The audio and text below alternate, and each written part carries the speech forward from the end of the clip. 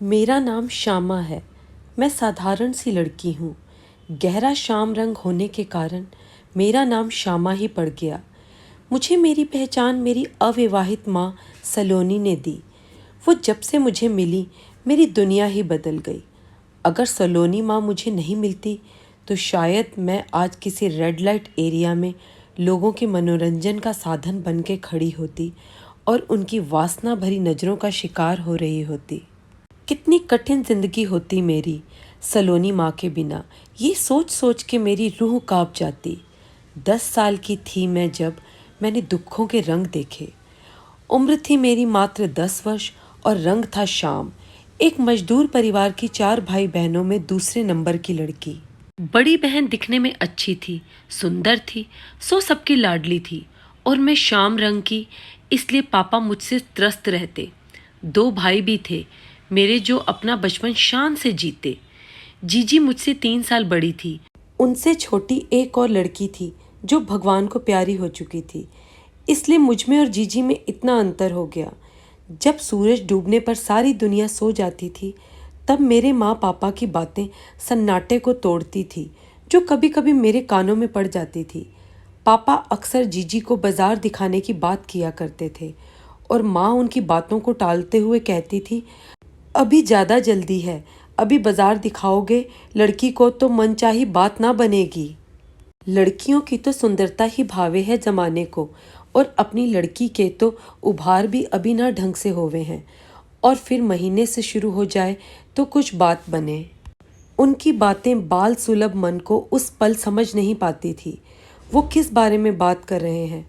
कहाँ समझ थी इतनी कि बाजार दिखाने के नाम पर हमारे समाज का एक विशेष तबका मजबूरी में या रिवाज के नाम पर अपनी लड़कियों को दुल्हन वाले हाट में बेच देता है और उन्हें ऐसे घर में पहुंचाते हैं जिस घर में चिरागों की रोशनी मौजूद नहीं हो, या फिर उनसे खेल कर वेश्यावृत्ति के कारोबार में धकेल देते हैं। लड़कियों के जन्म पर वहाँ उत्सव इसलिए मनाए जाते हैं ताकि उन्हें बेचकर आगे आर्थिक लाभ हो सके। एक दिन सुबह सुबह माँ जीजी को खूब सजा सवरा रही थी। जीजी भी खूब मन से सज रही थी। लाल लाल लिपस्टिक, माथे पर बिंदी तो कानों में झुमके, हाथों में चूड़ियां तो पैरों में पायल। दुल्हन की तरह श्रृंगार किया दीदी का। दीदी को इतना सजता संवरता देखकर मेरा बाल मन भी ललचा गया। माँ से सजने की जिद करने लगी। माँ ने खिसिया कर गालों पर थप्पड़ जड़ दिया। फरमान सुनाते हुए कहने लगी, सजना संवरना तो गोरी लड़कियों पर शोभा देता है, तुझे सज संवर कर तमाशा थोड़े ही बनाना है। बाल सुलभ मन कहाँ माँ की बातों का बुरा मानता है। सो मैंने भी नहीं माना, फिर भी सच संवर कर जीजी के साथ जाने की जिद की। वहीं पैर पटक कर बैठ गई थी। मैं और माँ पापा को गुस्सा दिखाने लगी। बाजार देखने का मोह मन में जोर पकड़ रहा था। मेरे मोहल्ले पड़ोस की लड़कियां बाजार तो जाती दिखती थी, लेकिन बाजार से वापस आती नहीं दिखती थी। मन सवालों से घिर जाता था मेरा। आखिर बाजार में ऐसा क्या था जो सब वहां सच संवर कर जाती तो थी, लेकिन कोई लौटती नहीं थी। कितनी ही रस्में कराई जाती थी घर से निकलते समय। थापे देना जो समृद्धि का प्रतीक था, तो वही अनाज की बारिश कराना जिससे उनके घर से जाने के बाद भी घर धन धान्य से परिपूर्ण रहे। द्वार पूजा, गौ पूजा और सबसे अंत में मुड़कर ना देखना। जाने कितनी ही रस्में निभाकर लड़की जाती थी। ठाठ से सवारी निकाली जाती और सड़क पर जाकर एक गाड़ी में लड़की अपने पिता के साथ बैठ जाती। फिर लौटकर चेहरे पर प्रसन्नता के भाव रखे उसके पिता ही लौटकर आते। वो लड़की बाजार की गलियों में ना जाने कहाँ गुम हो जाती और मैं सोचा करती, उसे रास्ता नजर नहीं आता या फिर कोई दूसरा रास्ता पकड़कर दूसरे रास्ते पर चली जाती।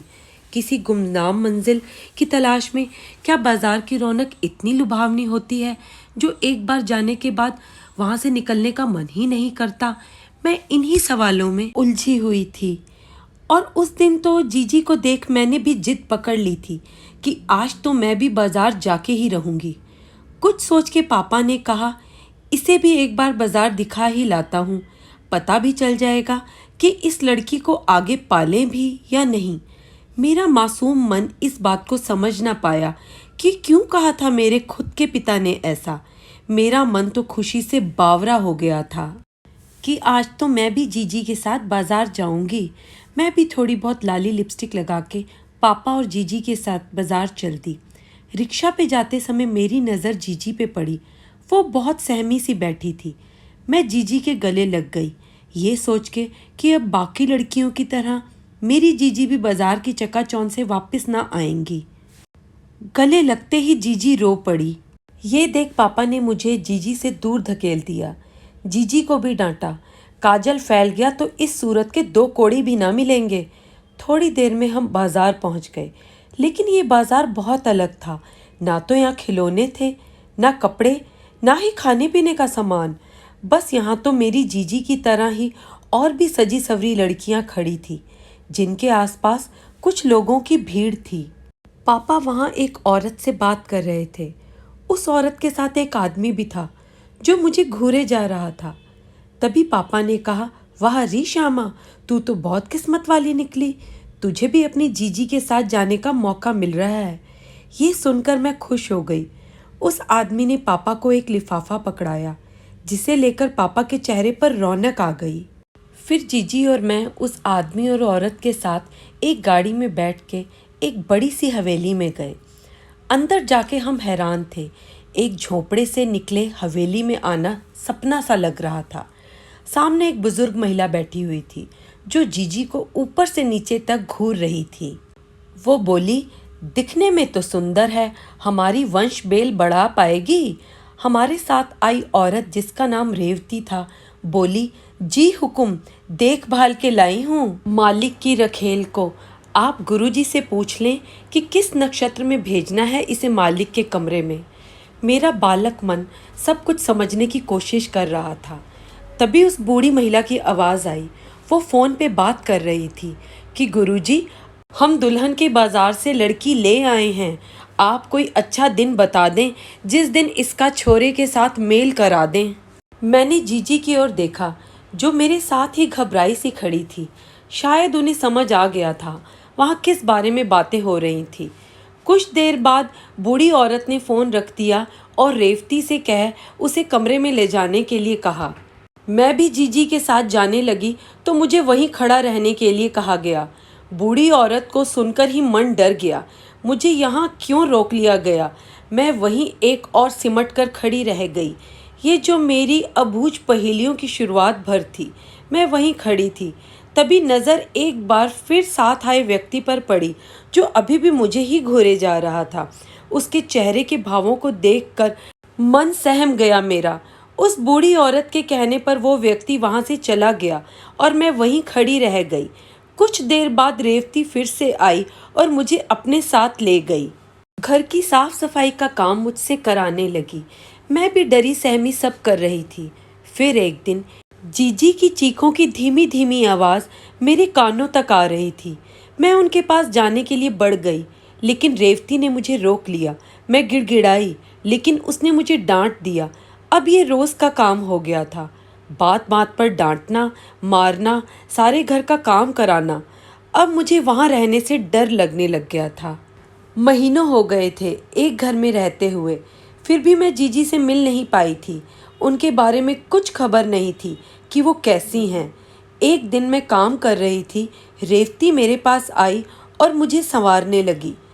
उस समय तक इतना तो मुझे समझ आ गया था कि ये बनाव श्रृंगार यूं ही नहीं किया जाता। मेरी जीजी को भी ऐसे ही संवारा गया था और फिर कभी कमरे से बाहर नहीं निकलने दिया। मैंने रेवती से पूछा तो उसने मुझे डपटते हुए कहा, तुम छोटे घर की लड़कियों को सवाल पूछने का हक नहीं है। मैं ये समझ न पाई कि क्यों, क्या मैं हार्ड मास की नहीं बनी हुई। कुछ देर श्रृंगार करने के बाद रेवती मुझे भी एक कमरे में छोड़ आई। उसके इस कदम से मैं सहम सी गई थी। जीजी के साथ भी बिल्कुल ऐसा ही हुआ था और अब मेरे साथ भी वही प्रक्रिया दोहराई जा रही थी। एक 11 बरस की लड़की, जिसे कभी किसी ने सही गलत नहीं समझाया, कभी उसने स्कूल का मुंह नहीं देखा, उसे कैसे समझ आता अगले कुछ पलों में उसकी अस्मिता पर प्रहार होने को है। खेलने पढ़ने की उम्र में उसे जीवन के भितस्व रूप देखने को मिलेंगे। बनी ठनी मैं कमरे में रखी चीज़ों को देख रही थी, जो उस घर में रहते हुए भी मैंने कभी नहीं देखी थी। फूलों वाला नर्म बिस्तर, उसके एक और रखी कांच की बोतल जिसमें पानी जैसा कुछ रखा हुआ था।